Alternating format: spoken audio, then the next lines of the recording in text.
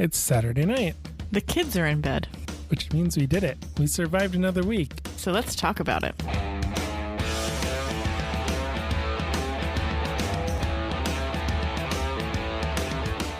From our latest homebrew project, To kids' crafting projects. it's just talking life with two young kids and two dogs. Grab your favorite beverage, sit back, Relax. and see where the conversation takes us. Sometimes we don't even know until we get there. This is the Craft Parenting Podcast.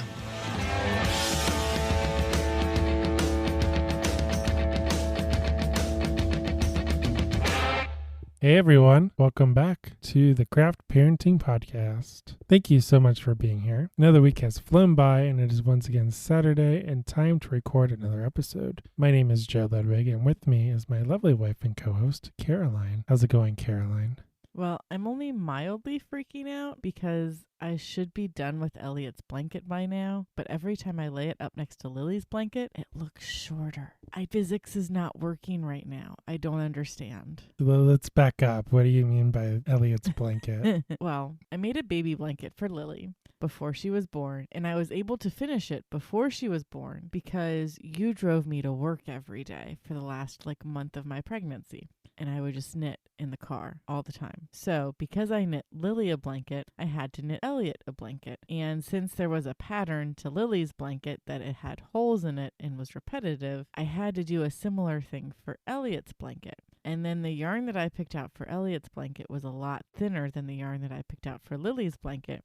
And I had a toddler in the house, so it's taking me forever to get this blanket done. I want to turn it into the county fair tomorrow to enter into competition to see this weekend whether or not I won anything for it. But I need to finish it before I can do that. And also, Elliot's almost 6 months old, so I should probably finish his baby blanket while he's still actually a baby. We have another great show planned out for you. We are going to discuss the University of Cincinnati football team and the history behind historic Nippert Stadium. I love me Nippert Stadium. It's a great stadium. I have walked all of the stairs in Nippert Stadium. Never again will I do that, but it is a thing that I have done. It was terrible. I would not recommend it. We raised money for charity or something. I don't remember why I did it or how I got into doing it, but it was like an event. I had a t-shirt. Maybe they were giving out t-shirts and pizza. I mean, that's why you do stuff in college anyway, so. Well, anyway, we'll get into all that. So let's dive in and get started.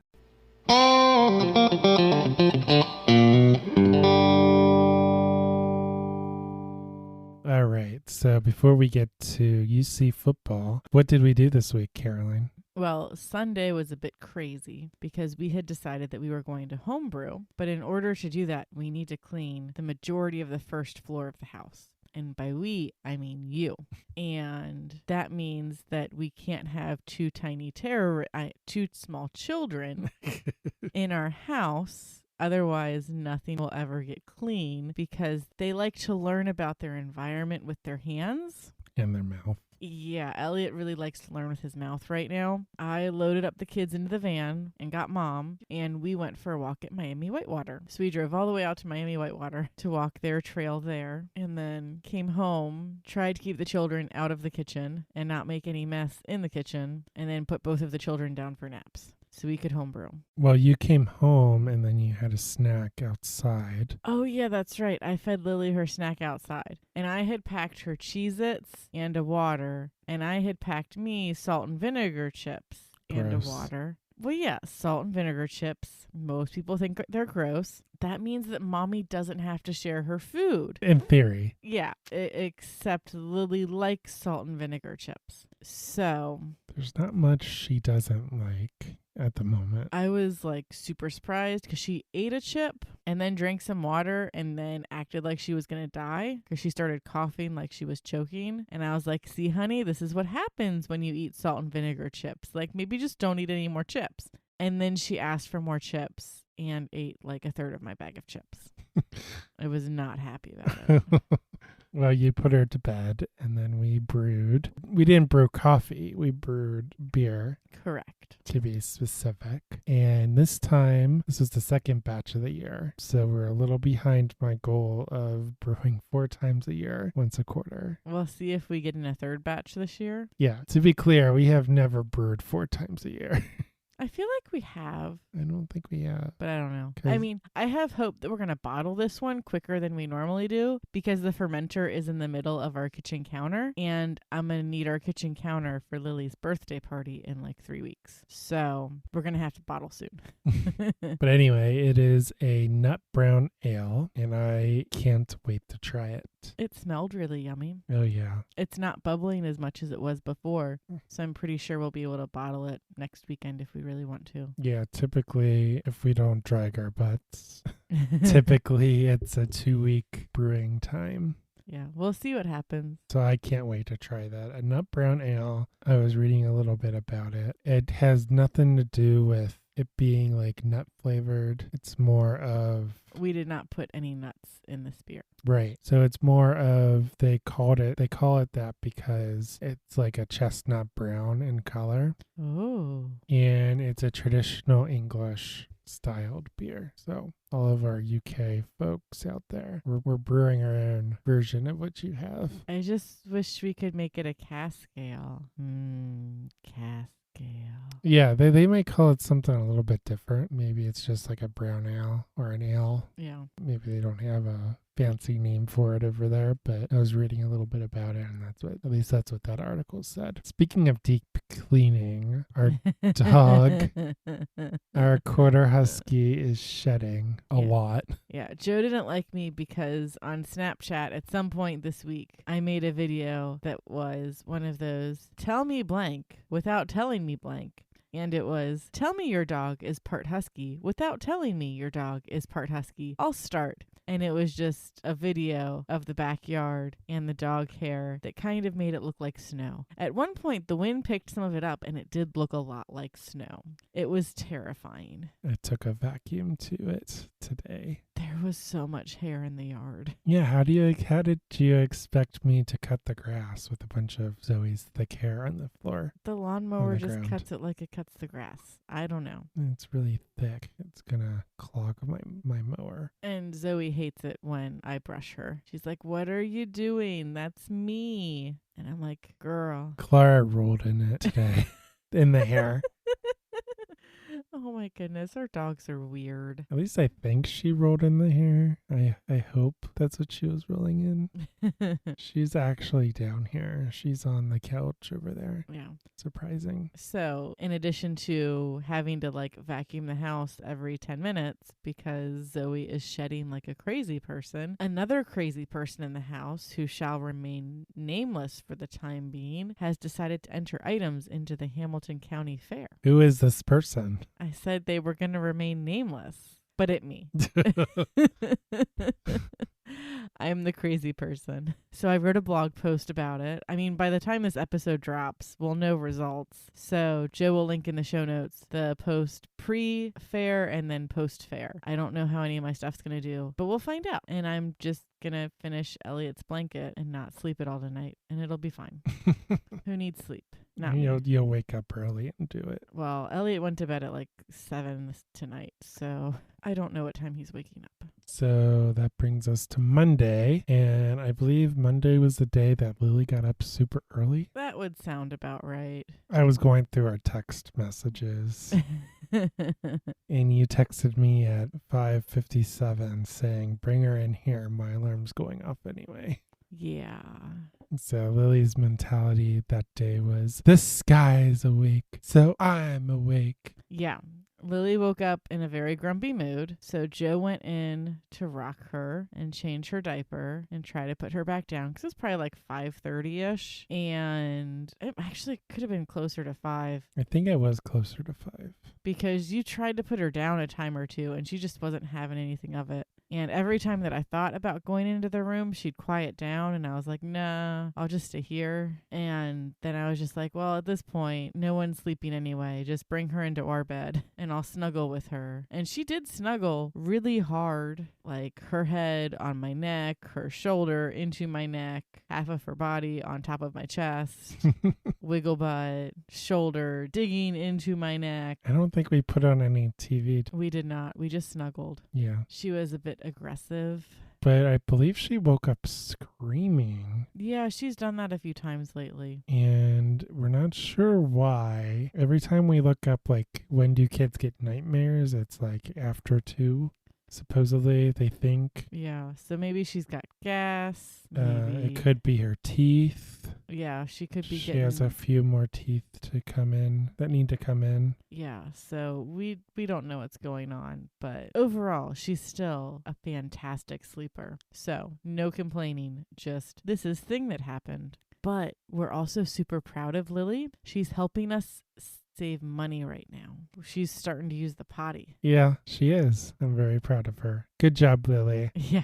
So I had bought a potty seat a while ago because I was like, well, we at least need to have one in the house. Before vacation. Yeah, it was before vacation. And I was like, we're not potty training her on vacation. No. We definitely knew no potty training at all on vacation. But it was like if we had checked her diaper because we thought she would be wet and she was dry, be like, oh, it'd be really nice if we could just put her on the potty right now because maybe then she'll pee on the potty. And so we were able to do that a few times, but it was very much few and far between. But this week we started to notice some of her cues as far as when she's going to have to go to the bathroom, but also like, hey, it's been 2 hours. Why don't we go sit on the potty for a bit? And she's definitely gotten more into it. She doesn't entirely know what's going on yet as far as like being able to tell us like I have to pee and then she like immediately pees after that, but she does get super excited when she pees on the potty or when you pee on the potty, so there's that. She likes to watch you. Well, I mean, that's how they learn, is by watching. I mean, you've noticed she's like a super mimic these days. Anything that you do, she wants to do. So when I put her little hair ties in, I stick them between my teeth so I can stretch them out with one hand while I'm holding her hair in my other hand. And so now when she pretends to do your hair, she thinks that she has to pick at her teeth and then poke at your hair. Because she doesn't get the hair tie concept yet. We'll get there. So she's gone on the potty quite a few times this week, which means we've saved money on diapers because we can just throw that diaper right back on her. Yeah, but to be clear, we're not actively potty training her. We're just trying to generate interest. Yeah, we're generating interest. We're getting down the concept, and we're saving like maybe 10 diapers at this point. It's not like we're rolling in the dough because we don't have to buy more diapers. Actually, we need her to use the diapers because she needs to go up a size. Oh, yeah. I can maybe trade them out for other ones. No, or we can probably give them away too. We have plenty of people. Are their kids as big as ours, though? I mean, they will be eventually. That's the hope. Well, before they get potty trained. I don't think know. all kids go through all the sizes, mostly. I don't think so. Hey, listeners, what size diapers were your kids in when they started potty training? Well, she's in size 5, and the max is size 6. So no, I think I can buy up to size 7 at Sam's Club. But yeah, once you get past size 7, it's super hard to find anything. On Tuesday, it was bittersweet because this is my last full week of part-time. So I decided that I was going to go in for a half day on Tuesday and on Thursday because a food truck was coming to work to give us free lunch on Tuesday. So I wanted to go to work for that, but I didn't want to go to work. It's very complicated. Well, before that, though. But before that, I got to take Lily to her last story time for, I unfortunately do not know how long, because I don't know when I'll be able to take her again, especially since her doctor is only in the office on Monday, Wednesdays, and Fridays. So typically if I'm taking off for an appointment, it won't be on Tuesdays when story time is. So I took both children to story time on my own, because Elliot will just sit in his stroller and watch all of the children, and Lily will run around a bit. She'll make some music. She'll play with the other kids. It'll be fine. Everything is fine. About halfway through story time, Elliot decided that he wanted to be held while Lily was running around the room like a crazy person. So it was like, pick a child and take care of them. And Lily had fun. Elliot enjoyed himself, I think. He went down for a nap once I got everybody back home. But I'm going to miss story time. Because next week our letter of the week is H. Oh. This week it was G. Well, they do a letter of the week. Yeah. That's cute. And a sign of the week was no. Like sign language. Yeah. People can't see what you were doing. Well, specifically American Sign Language. So you went to work for a half day. I worked for a full day, and Sucker. and you got home. Well, back up on Saturday, last Saturday, we went shopping for carpet. I think we talked about this last week. Well, yeah, we picked out some carpet samples and we brought them home. So we mulled them over, and then on Tuesday we decided to bring them back to the store because that was kind of the condition. We need to bring them back as soon as possible. Yeah, they said you have a few days. We didn't want anybody knocking on our door like, give us our carpet samples now. So we decided on a carpet that we want, and we brought it back, and we started that whole process on Tuesday. And somehow we conned your mom and Larry into watching the kids while we went to dinner. No conning involved. Mom was feeding Lily a snack. Elliot was chilling in his high chair. She had just fed Elliot a bottle, or I had just fed Elliot. I think she had just fed Elliot a bottle. And I was like, oh, hey, Joe, don't know exactly what we're going to do for dinner yet, but we do need to return these carpet samples. So one of us should go do that before they close at 6. And then the other one of us can figure out what we're doing for dinner. And Mom was like, oh, why don't you just both go together and then just go out for dinner? We've got it here. And we're like, are you sure? And they're like, yeah. I think I pushed that idea though first before your mom. I don't know. Because we were gonna do we were gonna do something. I honestly do not remember. Yeah. This week has been crazy. So we were able to go out to eat kidless. Yeah, we had 0 children with us, which we've been able to go to lunch or go to a brewery for a beer, but we haven't had a legit dinner for a little while. I think the last one was our anniversary, maybe. Probably. That would sound about right. Because I remember going to Nations in Westwood. Yeah, because the kids were at your mom's house. But we could potentially have your sister come over more often, or drop the kids off at your parents' house and be like, yo, we're going to go out for a date night. But we don't really do that much. It's oh, we're going to go out to dinner. We're going to bring the kids with us. For better or for worse. Usually it's for better, so it's okay. Well, they need to understand what going out in public is. Yeah, and how to eat, not at home. So we went to a bar, a pub, whatever you want to call it, called Tavern on the Bend, which is over by where our parents live, ironically. The opposite direction from our house of the carpet sample place. Yes. So... Yeah, I mean, I like going there. They have an extensive list of beer. Yeah, they have a good draft list. I usually get the left-hand milk stout. And I'll usually not a sponsor. I'll usually get something semi-seasonal. But we had our local haunts we had all been to recently or weren't super in the mood for. And then Joe suggested Tavern on the Bend, and I was like, okay, yeah, let's go do that. So Tavern on the Bend is known for their Kraft mac and cheese with a C, not a K. So there's craft beer, and I guess there's Kraft mac and cheese. I mean, it's good. Their cheese sauce is really yummy, and they've got all different kinds of ways that you can make it. I typically get the West Sider, which is barbecue sauce and chicken and bacon, I think.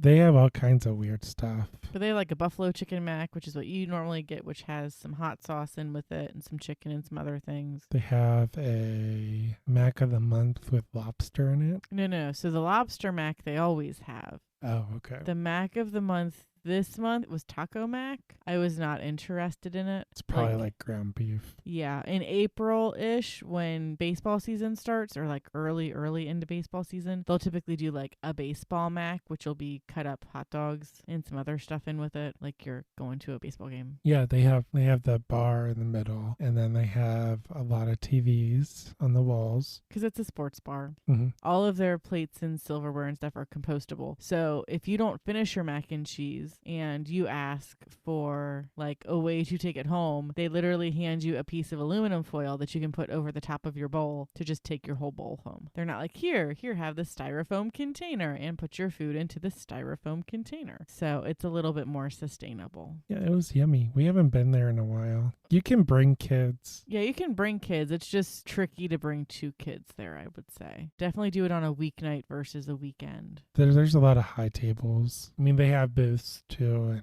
tables, but For the most part, yeah, it's a lot of high top seating. High tops, yeah. So I would not bring our kids there unless they are out of a high chair. Yeah. But yeah, kids do go there, so it is kid friendly. Yeah, we like it. We just haven't been there in a while. On Wednesday, I drove the kids to my mom and dad's house. We had tacos for dinner. Yeah, it was yummy. Nice. Thursday, we had the carpet guy come and measure. Yeah, he came bright and early at 9 o'clock, but the kids also woke up bright and early at like 7 o'clock. So we all went to White Oak Coffee House and got Lily and myself breakfast, and then you and me coffee. Oh yeah, Lily was in her pajamas still. Yeah. So like I told my mom, I was like, okay, we'll be back. We're going to go to White Oak Coffee. Do you want anything? And she looks at Lily and she's like, in your jammies? And I was like, yeah, it's fine. The sooner we leave, the better. No one cares. Because like anytime we say that we're going to do stuff like that, Mom's always like, well, you can just leave the kids here. But we like to go as a family when we can. So yeah, but then the carpet guy came out to measure, and he said he was not surprised that they had just screwed sheetrock down into the hardwood floor to put an entryway by our front door. He said he has seen that numerous times. He complimented the tile jobs in our house, especially the one in the bathroom that we did ourselves. So that was nice. I didn't do that. That was me and Larry. Yeah. We broke up the old tile. That was fun. A pain. And he's retired now, so he was trying to get in all of his appointments before 11 so he could go to a luncheon with all of his retirement friends. He seemed to be very chatty. He was. I mean, he's retired now. He does what he wants. I had intended on going into the office on Thursday, but I had been having this pain in my wrist, and I scheduled a doctor's appointment that ended up being on Thursday in the afternoon, so it didn't make sense for me to go into the office. So instead, my office was the dining room table while the kids were doing things. And after I got a diagnosis of tendinitis, so rest your wrist for a week. Good luck with that one. I went to the Hamilton County Fairgrounds to purchase my membership, which is what I will use to get into the fair all this weekend. Well, I guess next weekend, technically. And get all of my little tickets so I can enter stuff into the county fair. So I got to talk to two very nice older women and hear some of the fair gossip. Ooh. Yeah. They were fun to talk to. They tried to convince me to enter into the flower competitions, but I have two brown shriveled thumbs. I do not grow plants well. So maybe next year, depending upon what competition looks like. But as stated, all the different kind of ways that you can enter, they say even if you're the only person that entered something in, you're not guaranteed to win, because if we think that it sucks, you're not getting any money for it. That's funny. Yeah. So like I could win because I was the only person that submitted something and it doesn't suck, but there could also be like 20 people that submit things. I don't know. Time will tell. I will find out. So then Friday, I took the kids to my parents' house again. We both worked. You left slightly early because you wanted to go shopping for professional work clothes. I mean, I didn't want to go shopping, but I kind of had to go shopping. So I finished all of my like critical and some of the not as critical stuff that I needed to get done. So I was like, okay, I'm going to peace out. I'm still hourly, so y'all don't have to pay me for the rest of the day. So y'all will be fine. And I wrote a blog post, and then we went to some clothing stores so I could attempt to get some professional clothes that look better than the clothes that I currently have, because I've gotten really used to being in t-shirts and stretchy pants, but I can't wear t-shirts and stretchy pants or stretchy shorts to work. So I have to get new pants and new shirts. I didn't even look at dresses, so we could have been there for hours, and we weren't. But then after that, we ended up somehow at Westside Brewing. No idea how that happened. Nope. But it's Oktoberfest beer season. It's my favorite season. Maybe second to Bach? No, it's first to Bach. It beats Bach season. I'm a big fan of Bach. You're a big fan of Oktoberfest. We're both not really picky, though, so. There's more choices for Oktoberfest, I think. Everyone does Oktoberfest. For now, Bach beer is becoming more prevalent, so. Yeah, I mean, that's true. And technically, one of the Oktoberfest beers is a My Bach. Bach is in the name. So. Well, yeah, there's a Marzen and a Maibach. Those are the two flavors. Yeah, the two main styles. The styles of Oktoberfest. But I don't know that a Maibach is the same as a Bach. It's not. So we both got Well, you didn't get Oktoberfest. You got a I got the Braille Ale. Yeah, that's like their raspberry goza or something. Yeah, well, I had to be careful about what I got because you said that I got to use the mug, which meant that I got a lot of beer. So I couldn't get the Farmhouse Ale that I wanted because it was 7%. And I was like, yeah, let's not do that. Yeah, I was surprised at that. Usually the Farmhouse ales are less than that. But they're delicious. So we're going to have to go back so I can get that. Well, then we picked the kids up and we're like, crap, it's after 6. What are we going to do for dinner? Well, no, it was 6. And of course, by the time I called Dewey's, their wait was an hour. It's like, well, I guess we're hanging out here for a while. The kids were watching The Lion King when we walked in, which we were not letting them watch. See conversation from last week's episode. No, that was like... Or 2 weeks ago. 2 or 3 weeks. That was like 3 weeks ago at this point. Because you just dropped the clip yesterday of me bashing on The Lion King 2 while you, Steven, and Hillary were all like, yeah, it's a great movie. What are you doing? And then by the end of that conversation, y'all were on my side. So I was not on your side. Well, at least Hillary was. It's not that it's a bad movie. Listen to our previous episode to find out more. So we picked up Dewey's Pizza, and then we came home, ate, put the kids to bed, watched The Bad Batch, which is a Star Wars animated show on Disney+. And then we are also watching Star Trek: The Next Generation on Netflix. On Saturday, the kids woke up, and we just kind of looked at each other and said, first watch? First watch. So an hour after that very long conversation took place, we finally loaded up into the van and we brought Larry with us. Your mom didn't want to go. I tried. Yeah. We'll get her to come next time. She was doing work on something and apparently she doesn't like breakfast. Yeah. So we got some breakfast at First Watch and then we took a walk on the walking trail, which Larry didn't know about. So we taught him all about that. And then we went home, ate lunch, the kids napped. You sorted through a bunch of clothes because Elliot is in transition between sizes. Yeah. So Elliot's transitioning from 6 to 9 month onesies and basically from 9 month to 12 month footy pajamas, but I never really went through the bin for 9 month footy pajamas. So he's going to be crammed into some footy pajamas this week so I can get photos of him in the footy pajamas to do side by side comparisons with Lily in those same pairs of footy pajamas. Poor guy. He'll be fine. And then when Lily's not running around the room like a crazy person, Elliot is free to move about as he wants. Right. So today he discovered that he can lift himself up on all fours and he is officially in the rocking phase. Yeah, it was so cute because he'd get himself up onto his hands and knees and be like, hey, this is a thing that I did. And then he'd try to move and he'd just fall on his face. Be like, oh, that was weird. Let me do that again. So he is so close to crawling. He is. He just wants to move. Yeah, so all babies pretty much do the rock. They finally find the strength to get up, to lift themselves up. And I mean, I want to say for him, it's a lot harder than most because he's really big. He has a big head. He has a big head.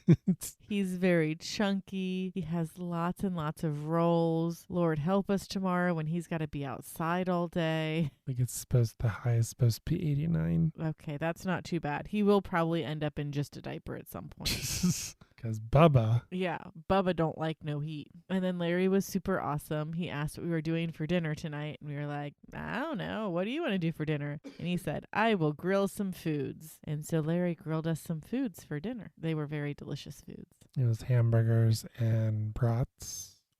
Mets. And he also went to the store and got buns because we didn't have any hamburger buns, but we had hamburgers. So that was very nice of him. It was. And while he did that, we got to hang out inside. I vacuumed the upstairs for like the 4th time this week.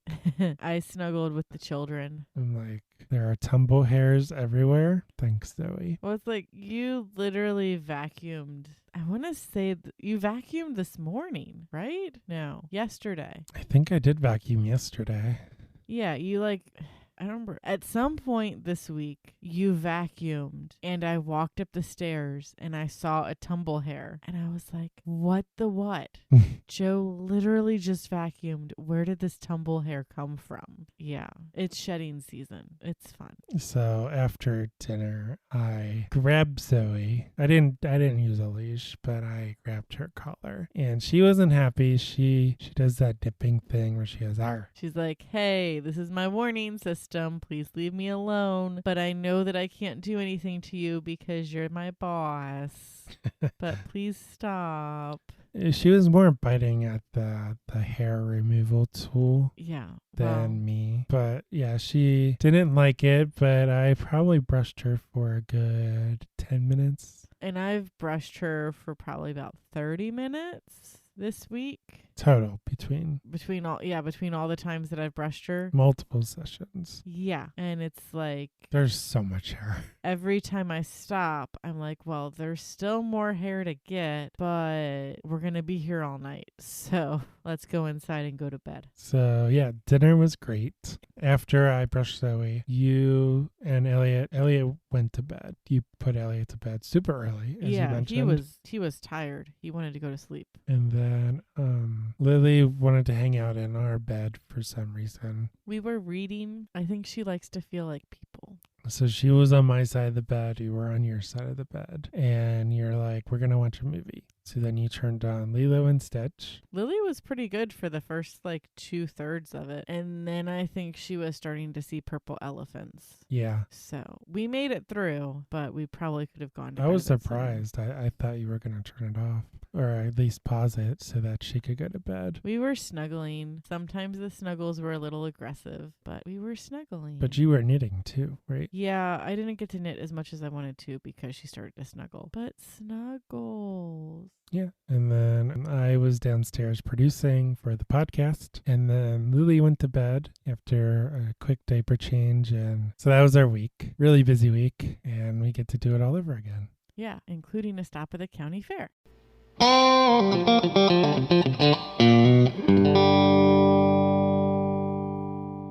So now it is time for What's Bugging Caroline in Children's TV. Caroline, what is bugging you in children's TV? So I'm going to continue on my Frozen rant. We'll see how many episodes in a row I can keep this up. Maybe. I don't know. We don't want the House of Mouse coming after us, though. So the parents in Frozen are semi-problematic because their daughter has this mystical ice power that they have no idea how she got it. They just know that she has it. And then she accidentally injures her sister, who is not listening and is going way too fast. So, it's not totally Elsa's fault, but they're all going to be like, yo, what did you do? You're letting this get out of hand. You should be more in control of this. As a 7-year-old. Elsa is not that old. She is not a fully functioning adult. The adults should be the ones more in control of the situation. But I digress. So they go to the trolls, get Anna all fixed up, so she's not going to have any long-term massive scars because of this whole ordeal.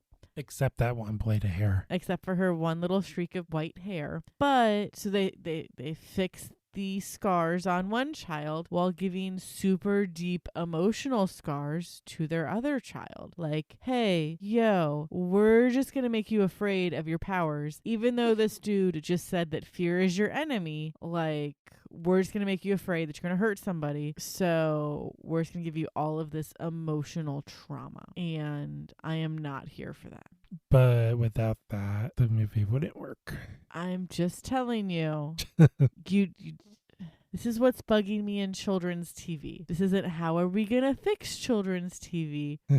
Or what would this plot be like without this one big emotional thing? It's what is bothering me in children's TV. It is how the parents handle this with their child. Because it's basically, we're going to split our two children up to never see each other ever again until they're older. They made it seem like that was Elsa's choice. Because they had scared the crap out of their child. Yeah, that's true. Yeah, and then they go away and then they die. And it's very sad. Yeah. So thanks for coming to my TED Talk. Parents from Frozen, y'all needed to rethink how you worded some things and how you handled some things. Maybe could have prevented some crazy things from happening. Perhaps.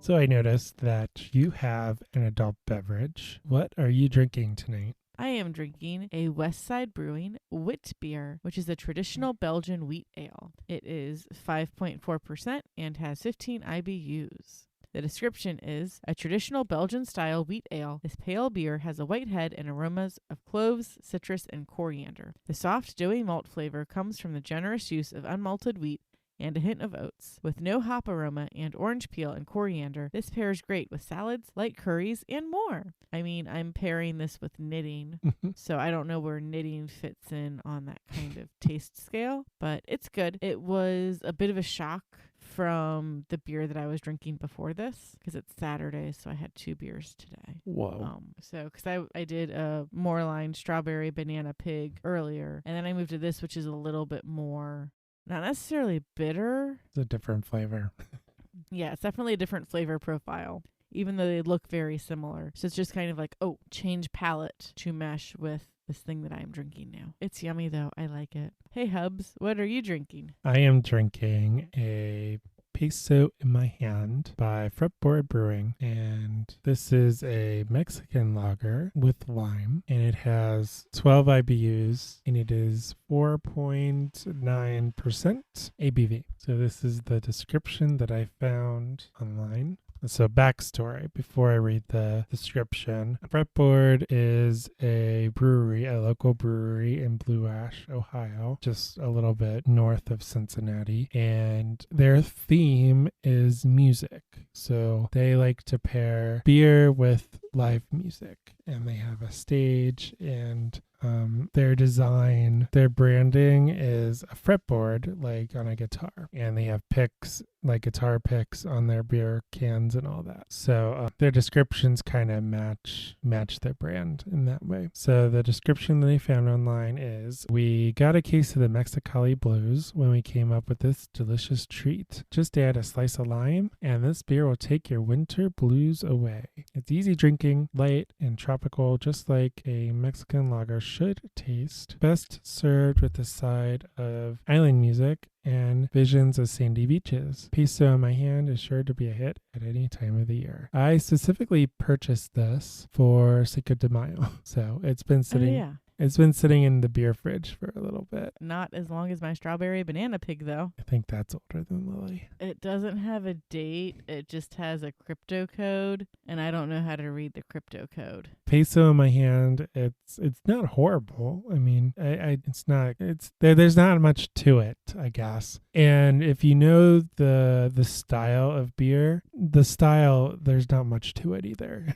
Well, you don't have anything to hide behind. So, but you also don't drink a whole lot of like light beers. They're not your go-to. No.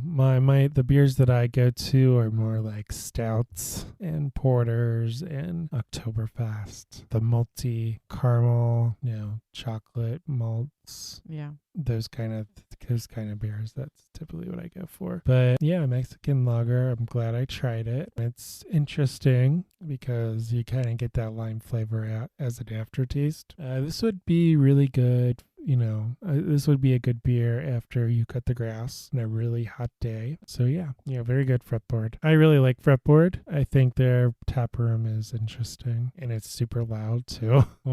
They have lots of live music.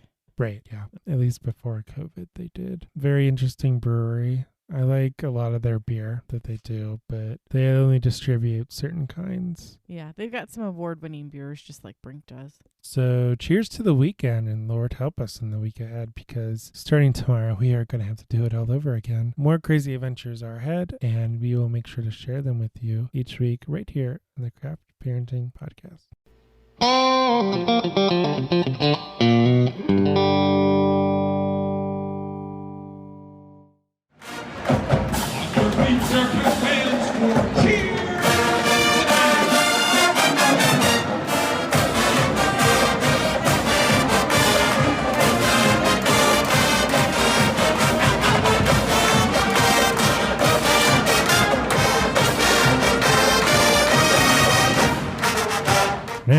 to our main topic, which is all about UC football and Nippert Stadium.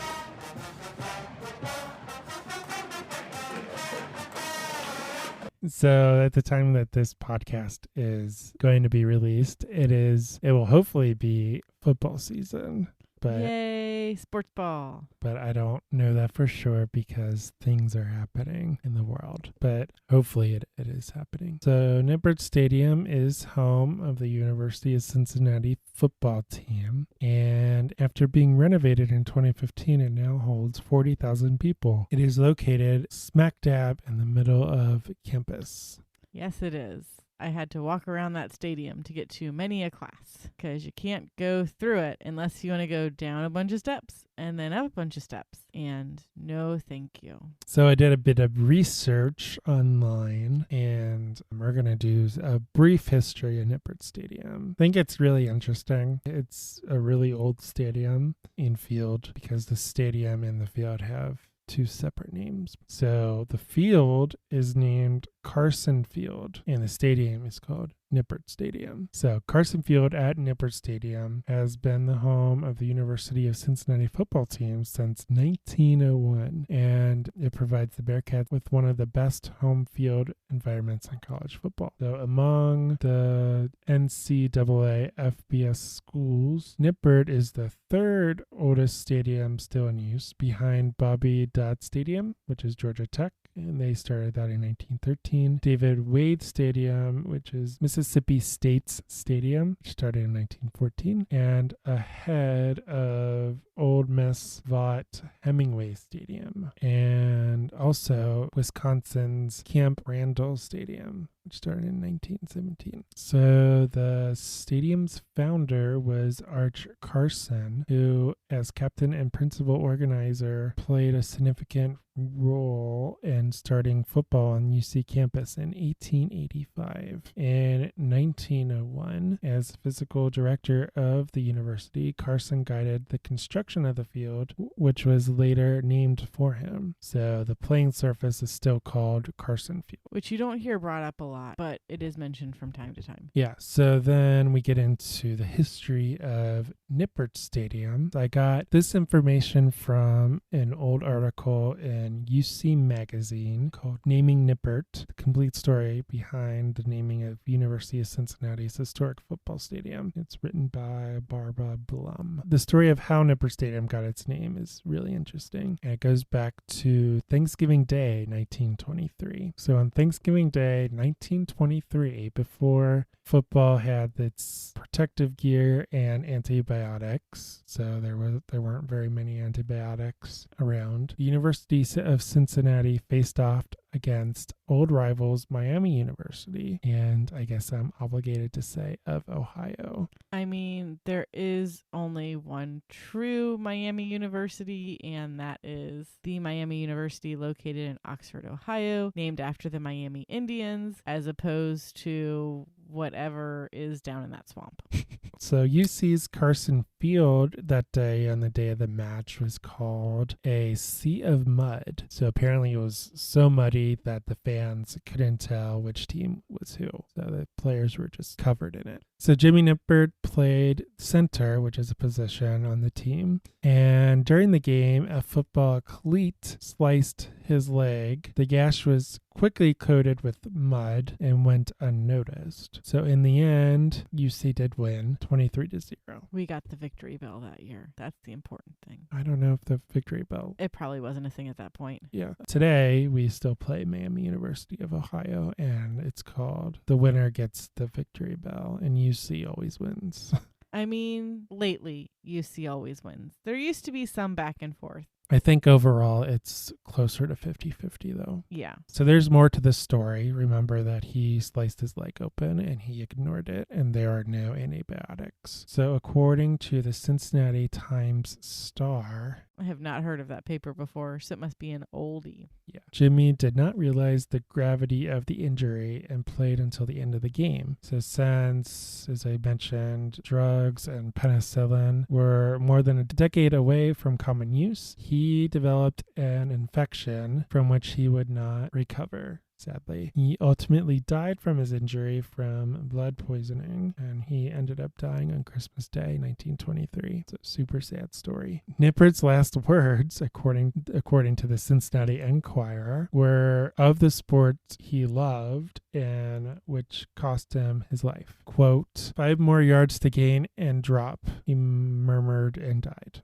So those were his last words. He was a true football player, and he loved the game. But Jimmy was the grandson of James Gamble, the ivory soap inventor, and the first son of Procter & Gamble's co-founder. Interesting. So in honor of his grandson, James donated $250,000 to help finish construction of the stadium, but with one condition. Essentially, he would give them the money to build the stadium, this new stadium that they were trying to build, on the condition that the university or the league would provide a fully equipped dispensary on the field. So essentially, to ensure that expert and immediate attention be given to any student injured on the football field. So if you go to a football game today, that is why that there are ambulances on the sideline. So at one point, the bowl was open, but during subsequent renovations, they ended up closing off one side of it because they built a giant rec center there. But they made sure that there was still a tunnel where you can drive onto the field and you can quickly get off of UC's campus. And anytime you're watching a football game, you will see a UC Health ambulance parked in that tunnel. So all they have to do is load up a player and they can run them away to UC's hospital, which is, I want to say, like a block and a half away.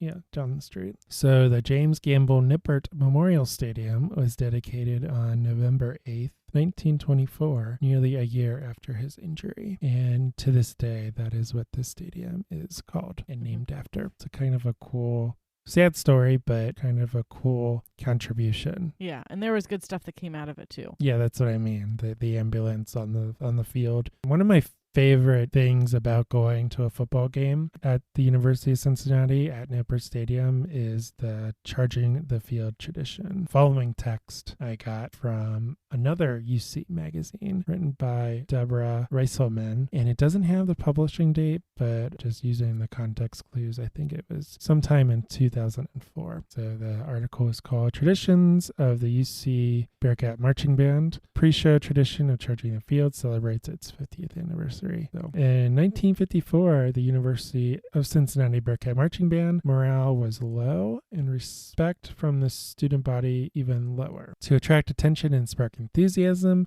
new band director Bob Hornack decided the band should make a spectacular grand entrance at the next football game. Right before kickoff, brass and woodwind sections lined up behind the top row of seats at Nippert Stadium's closest end. After playing a fanfare, the students charged down the steps with instruments in hand to meet the percussion section waiting below.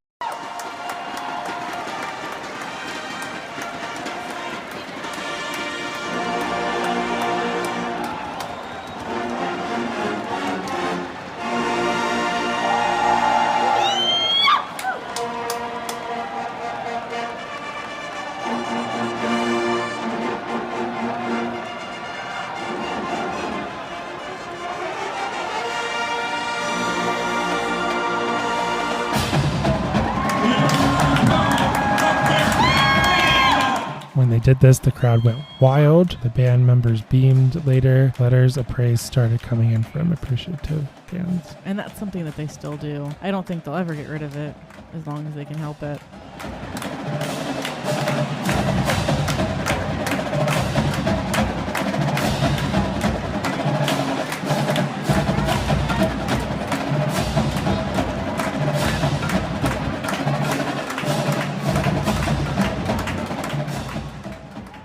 And when we say charge the field, they literally run at full speed. Yeah. Down the steps. You mentioned the steps. The steps suck. There are lots of steps at Nippert Stadium, and they run down them. For the most part, your typical stadium steps all stay at the same angle. Nippert Stadium steps go to 3 different angles because it is kind of a bowl-shaped stadium seating.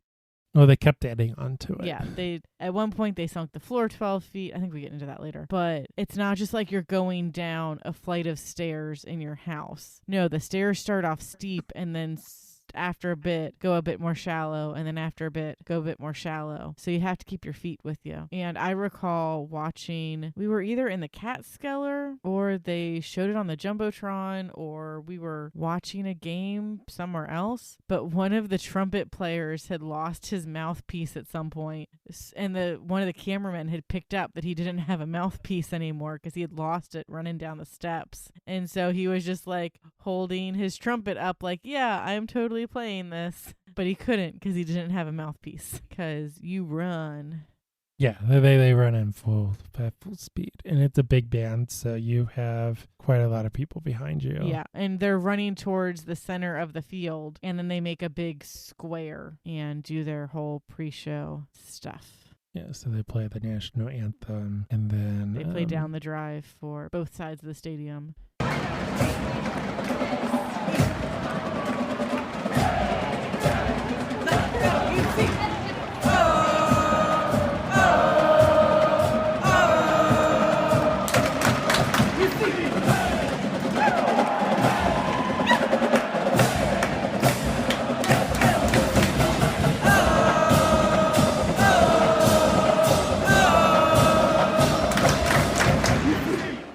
My favorite tradition. I was in marching band in high school. I've played clarinet. Nerd. Yeah. Orchestra was where it was at. Anyway, so I played clarinet in grade school too. I chose not to continue to college, so I did not get to experience that firsthand, but it's always fun to watch. Moving on to some more recent history, Nippert Stadium entered a new era in 2015 following the completion of a 20-month, $86 million privately funded renovation and expansion project. The reopening of Nippert Stadium coincides with the 100th anniversary of the 1915 original construction of the facility. And got pretty close to the bicentennial of the university.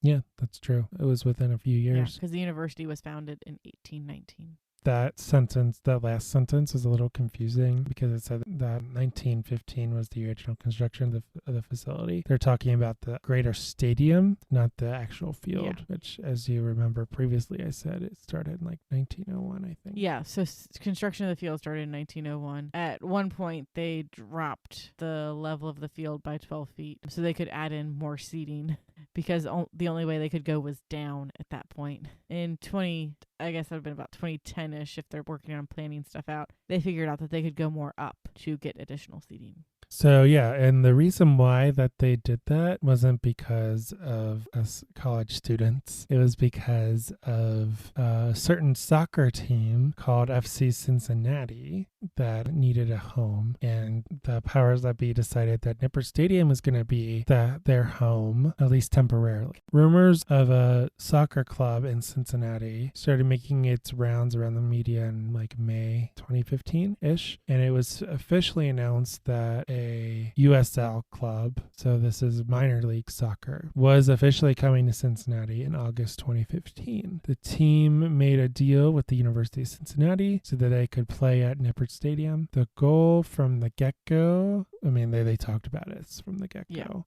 was for Cincinnati to have a professional soccer team. So Major League Soccer was expanding. They were going to let people into the league, I think 3 teams total. So the goal was to get invited into Major League Soccer. So the sport and the team was really well received. And it developed a very loyal and dedicated fan base very quickly. The team officially submitted its request to join Major League Soccer in January 2017, but one of the conditions of joining Major League Soccer is that the team had to have its own stadium. So that means they couldn't live in Nippert Stadium long term. So long story short, a deal was made with the city of Cincinnati, city council and all that. And they found a spot for a stadium and they found the funding. And it was officially announced in 2019 that FC Cincinnati was going to join Major League Soccer. So FC Cincinnati played at Nippert Stadium from 2016 to 2020 while the new stadium was being constructed, and the stadium is finished. And the first match of the new stadium was was hosted on May 16, 2021, and at the new stadium, which is called TQL Stadium. And they were able to share a stadium with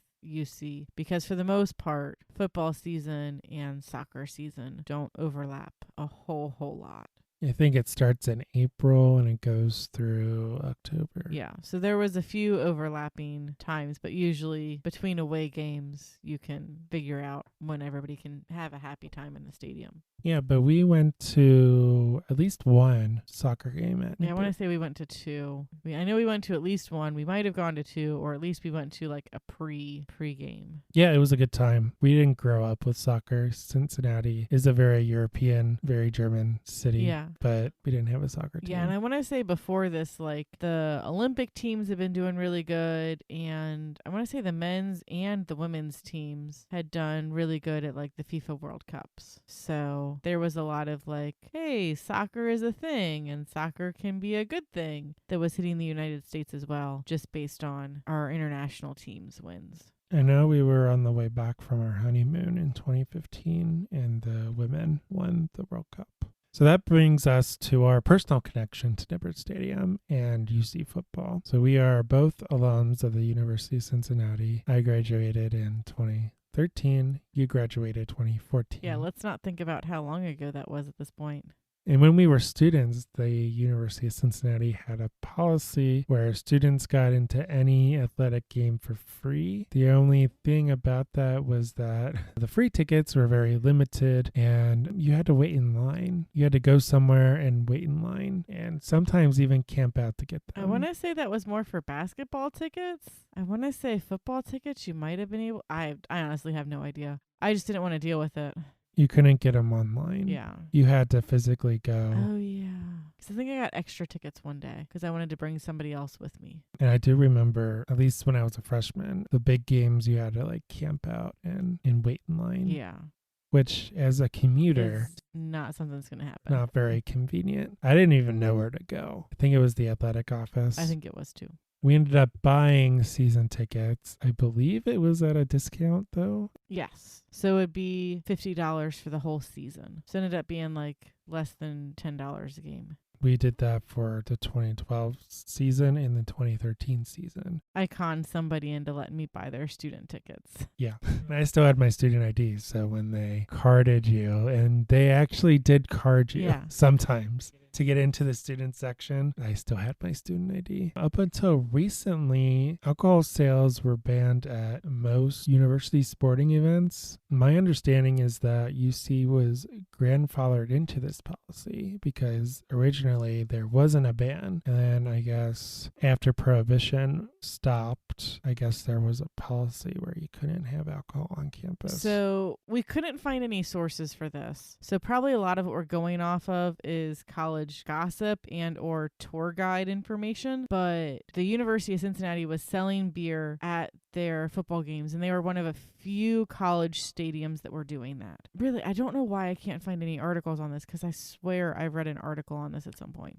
Well, it's because the ban is being lifted across the country. So UC was one of like a handful of universities that were actually selling beer at college games because the drinking age in the United States is 21. The majority of your college students aren't necessarily going to be over the age of 21. So probably part of that is they didn't want to risk it. There are also a lot of college campuses that are dry. So you can't have any alcohol sales on campus at all, which is just sad because UC had started playing before they had like all of these big organizations of here are groups of universities working together. Before any of that stuff had really gotten formed, they were already selling alcohol. And then these organizations formed and they were like, well, we're just going to say don't sell alcohol across the board because we don't want to encourage that in our students. And, oh, well, you universities are already selling alcohol, so your stadium is exempt. So as long as UC stayed at Nippert Stadium, they were allowed to sell alcohol. But now it kind of doesn't matter because now a lot of the major NCAA teams are allowed to sell alcohol. I was just doing some headline reading, which is the best research. I guess it has to do with increasing attendance or something.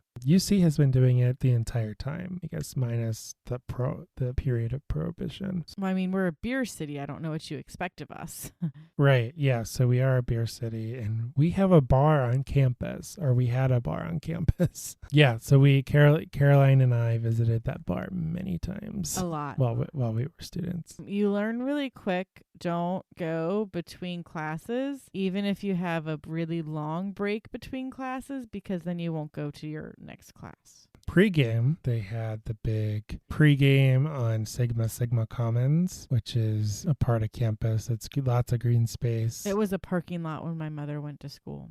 Yeah, so UC is known for they have won awards and recognitions for how much green space they have. So our friend who went to UC in the years before us, he's like, UC stands for under construction, because that's all he knew. And they were building up all the green space and the new buildings that we got to benefit from. Yeah. So yeah, they were probably under construction for like a decade to get all this green space. We benefited from it, and they had this big pregame thing where everyone tailgates. You'd rent out like your tent tailgate spot, or if you had a like mini camper trailer tailgate shtick, you could rent a spot for that. Right. So it costs money to officially tailgate, like with a tent and stuff. Yeah. And they sell dollar beer, or they did. They used to. So there used to be a mini beer truck that would be in the middle of the green, and they would have dollar beer. Sometimes that beer would be Bud Light. Sometimes it would be Hootapole, and you would get a 16-ounce pour for $1. It was great. It was fantastic. We Yeah. were bummed in subsequent years when we would go back for homecoming, and the beer truck was no longer a dollar beer truck, though it is a hard thing to sustain. That's where we buy the beer, because in the stadium it's not $1 or anywhere near $1. No, it's very expensive. And if you don't have a place to tailgate, you just kind of hang out with the cooler and drink your beers while like... Yeah, because you can bring your own drinks too if you want. So... And we knew someone who did pay to rent a tailgate spot, so they had food and stuff. We'd hang out with them. We'd bring some food to share. It was fun. So then the band comes and they hype all of us up, and the cheerleaders come and stuff, and then we all march to the stadium, and that's when we usually sneak into the student section, where no one judges you when you yell, "Break his leg! Get him!" at the top of your voice. Yeah. Well, I mean, they broke our quarterback's leg. That was like years and years ago at this point, though. Oh, that was probably the 2012 season, right? No, that might have been like the 2015 season. I want to say it was after we got season tickets. At halftime, that's when we usually go to the Catskiller. Yeah. Sometimes there would be a line to get into the Catskiller. They have a bouncer there, and they count how many people go in, because it's a small place. Yeah. And they have capacity limits. They'd have very limited selections for food. They would have beer stations set up all over the place. But they had Ace cider on draft. They would have really good beers on draft. Original Sin. Yeah. Maybe they had Ace in cans. I don't know. That's the pear one. Yes. Pear cider. Yeah, but if the weather was bad, you'd have to get there early because the place would be packed. If the weather was great, you'd probably be able to get it in and out no problem. But yeah, it was nice. They would have TVs all over the place. They'd show in the game. The beer was cheaper too. They didn't price gouge. They did not price gouge because of football games. That's the main reason why we went there. I think it was still cheaper to buy beer there than in the stadium. Yeah, that wouldn't surprise me. So then that brings us to a little memory that we have together, which is our trip to Charlotte, North Carolina for the 2012 Belk Bowl. Which is apparently a clothing store chain. It's like a department store chain. Yeah, in the South. Yeah. We're like, what's a Belk? We know the Sugar Bowl. We know the Orange Bowl. What's a Belk? This is weird. A Chick-fil-A Bowl. Usually they're sponsorships. Yeah. I don't know why it's called the Sugar Bowl and the Orange Bowl, though. Maybe. I don't know. So this game was the University of Cincinnati versus Duke University, and it took place December 27th, 2012. In December 2012, the University of Cincinnati football team was invited to play in the Belk Bowl in Charlotte, North Carolina against the Duke Blue Devils. The president of the University of Cincinnati at the time, he was very passionate about students getting involved and especially supporting our sports teams. He was on on the sideline for every home game, or almost every home game. He was there in his red jacket, and he was helping the students cheer on the team. Yeah. So I think he was concerned that since we were playing Duke in North Carolina, that they would have home field advantage because Duke is like right Well, there. I want to say like we were the closest stadium to Duke Stadium where we were playing. Like we weren't very far away from Duke University, but Duke University is a very small university compared to the University of Cincinnati. Like our marching band was the same size as their student section. And now this was also a very cold day in North Carolina. Yeah, I think it was like 50 degrees. Yeah, so we're like, oh, this is cold, but we can do this. We've done worse. And like all of the locals were like, we're here for the first quarter and then we're leaving. It's too cold. Yeah, so then an anonymous, quote, donor donated a lot of money so a bunch of students could go down and support the football team. The donor paid for the buses and the hotel cost, right? Yeah, we paid for our food and our drinks and like any kind of souvenirs you wanted, but no transportation, no overnight stuff. I want to say the hotel might have had continental breakfast though, because I don't remember going anywhere for breakfast. But we were also college students, so who knows what we did. But they made it seem like there was a cap on how many students they would allow to go. But I don't think they necessarily turned anyone away. I want to say we had 8 or 9 buses filled. Yeah, I want to say we were on like bus 7 or 8 because they like put all of the buses together in little pods and said, okay, you buses are going to try to caravan down together and stick with each other. We unfortunately had, was that like 3 stupid frat guys on our bus? I mentioned them at the end. Okay. But I think on the way down they were.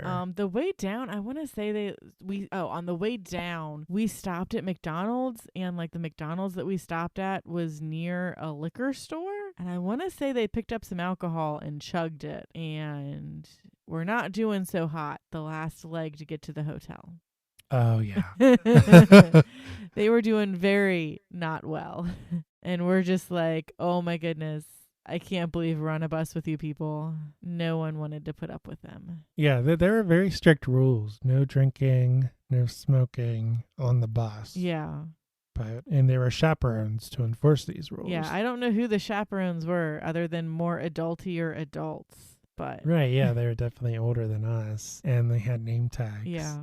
They were super official. But yeah, that was fun. So I believe we left December 26th, so the day after Christmas, and we came back December 28th. So it was a nice little trip in between our break. Yeah.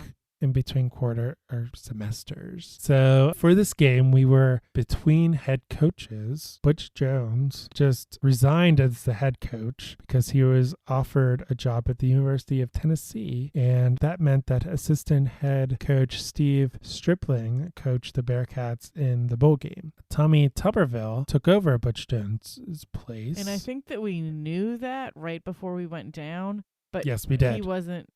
We did, because on the way down to the game, we watched The Blind Side, where Coach Tuberville had a cameo as a recruiter, and someone on the bus said, "There's Coach." Oh, yeah, and we're like, oh, okay, that guy.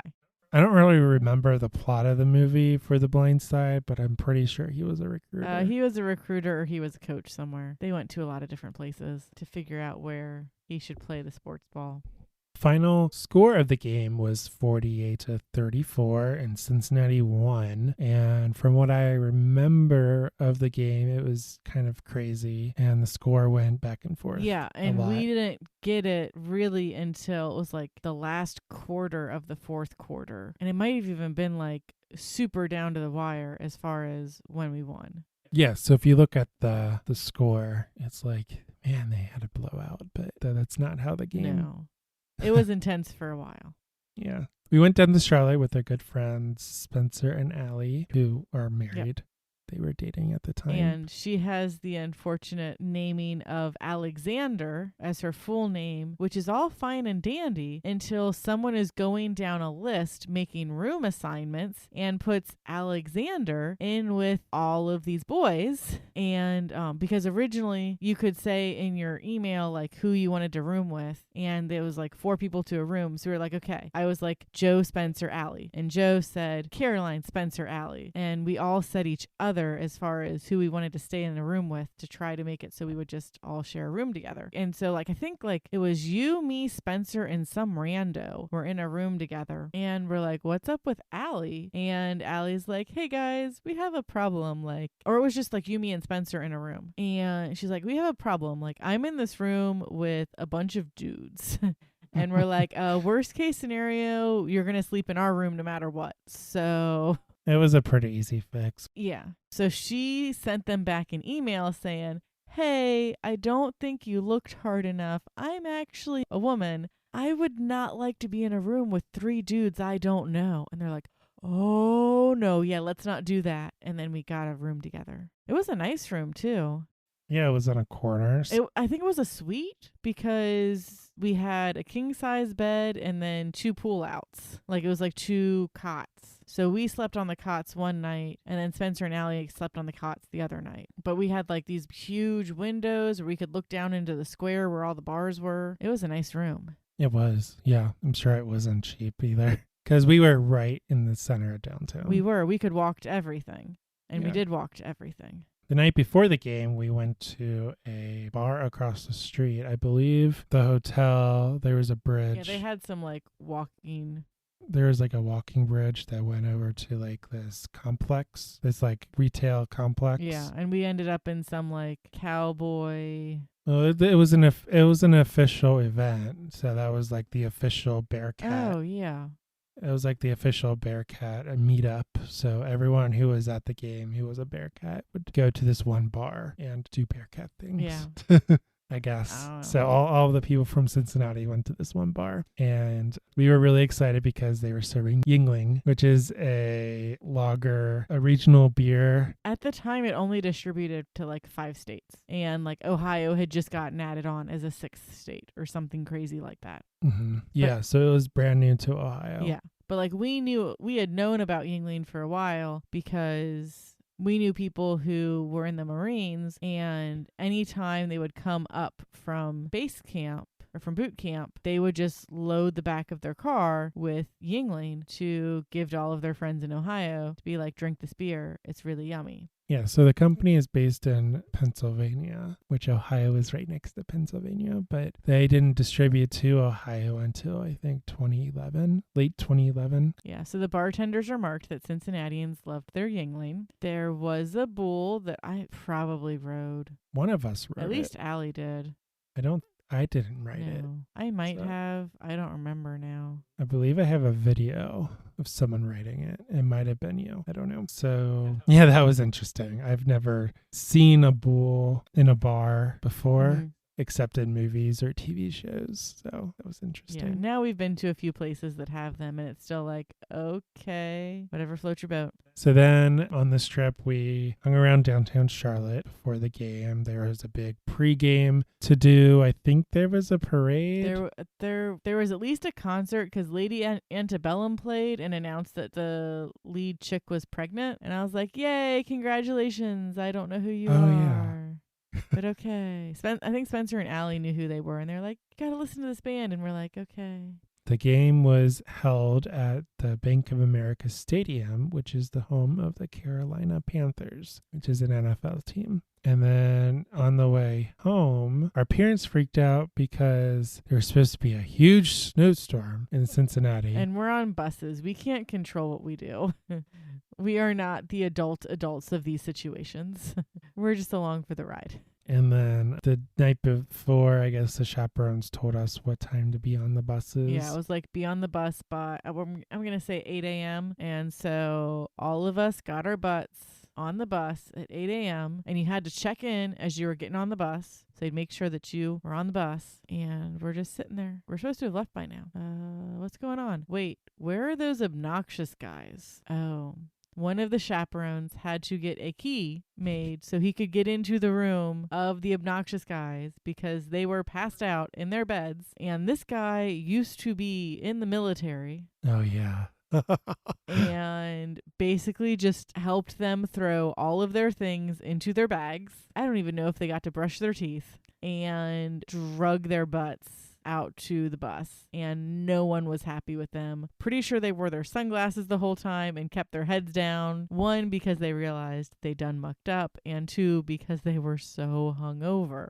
Because I'm not paying for anything. I'm just going to spend all my money on booze. Guess so. Yeah, we did not want to wait for them. And then we drove home. And we got home eventually. I don't remember there being a huge snowstorm. We're used to snow, so it doesn't really faze us a whole lot. I mean, especially because during this time was when UC was very lax about actually calling snow delays or snow days.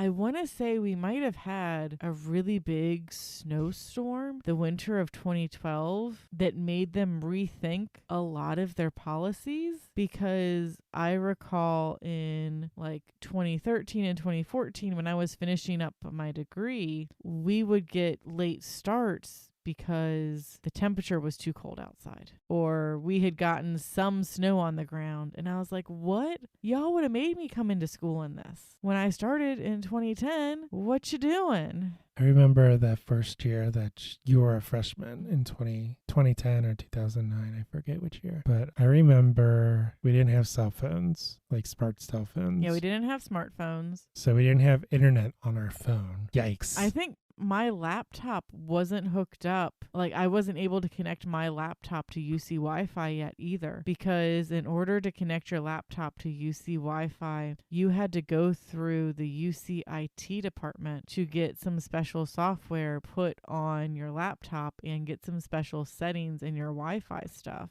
It wasn't just click on the network and type in your username and password. There was a lot more to it back then. I don't remember that, but I remember there was a really big snowstorm. It was a level 2 snow emergency. I think we found out it was a level 2 snow emergency either after we got to school or after we got home. Okay, so I guess we didn't leave when it was a level 2 snow emergency. It was bad. We were like, we should not be driving to school right now, but we have class. Like, I can't fail this class. Yeah, we're commuters. I want to say 50% of UC's population was commuters. Yeah, so it's like a 20-minute commute, and UC is literally on a hill. Yeah, it is at the top of a hill. You can't get there unless you go up a hill. And it's not just a baby hill, it's a steep hill. But it's also by a bunch of hospitals, so the roads are generally pretty clear. Yeah, but it's also downtown, and it's also City of Cincinnati, and City of Cincinnati does not historically do a good job. Yeah, they'll clear that side road by Good Sam, but not necessarily the hill. But so we drove to school, and we got there. It was scary because there was ice and snow, and we had to go up a hill. And we're trying to get into these buildings, TUC, that's like the big cafeteria and whatever, open space to study and do homework and chat and stuff, and it was locked.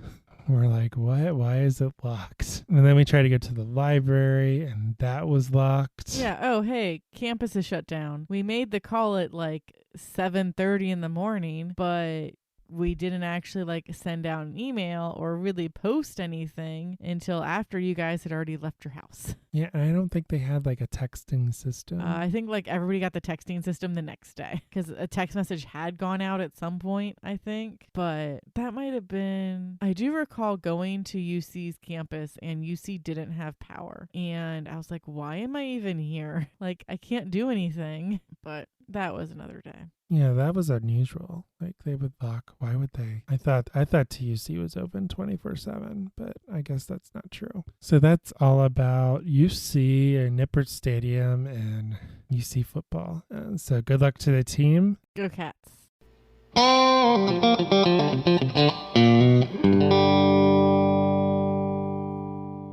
So now it is time for Joe's dad joke of the week. And I have to one up myself from last week. Do you, though? I do. I have 3 jokes. 3. So I'm just going to rattle them off. And I'm not going to even acknowledge your groans. Okay? Okay. You're going to cut them out anyway. So why was Cinderella such a poor football player? I don't know. Why? Her coach was a pumpkin. Oh my. Continue. All right.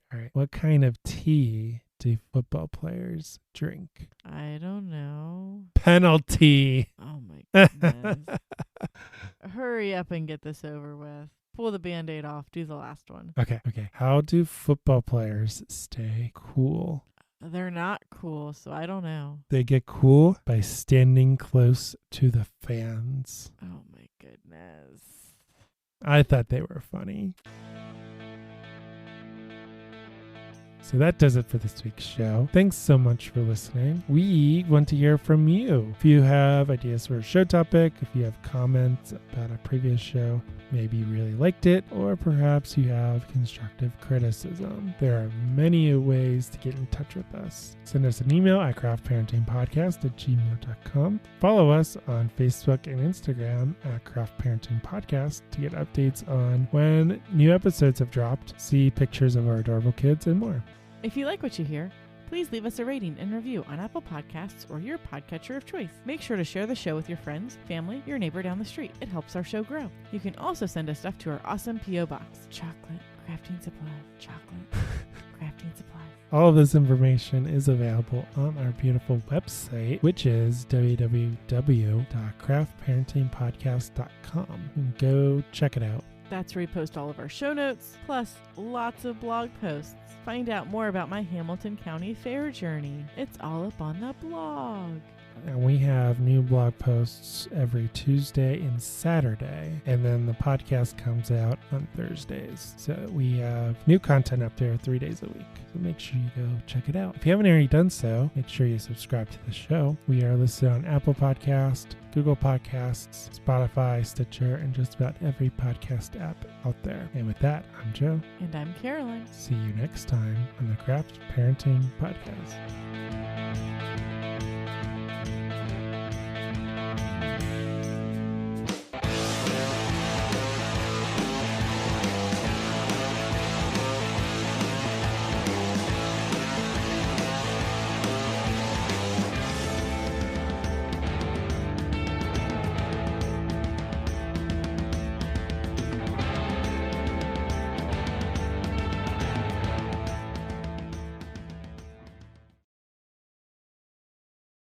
Shut up, Wesley.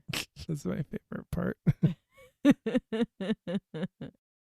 Crap, I was supposed to put him in a pair of footy pajamas before I put him to bed tonight. Well. Isn't he Bubba right now? He is Bubba. He is in one of his tractor shirts. Because Bubba's going to go to the county fair so we can see some animals and get some fried food and maybe see some racing. My mom really does not like the nickname Bubba. She doesn't. I need to use my country girl accent that no one likes more around your mother when talking to Elliot. Oh, but then Lily's going to start doing it too. And Lily can't say enough stuff yet. It's fine. The game was played at Bank of America Stadium, which is the home of the Carolina Panthers. The what Panthers? Carolina. Yeah, you said Caroline. Oh, sorry.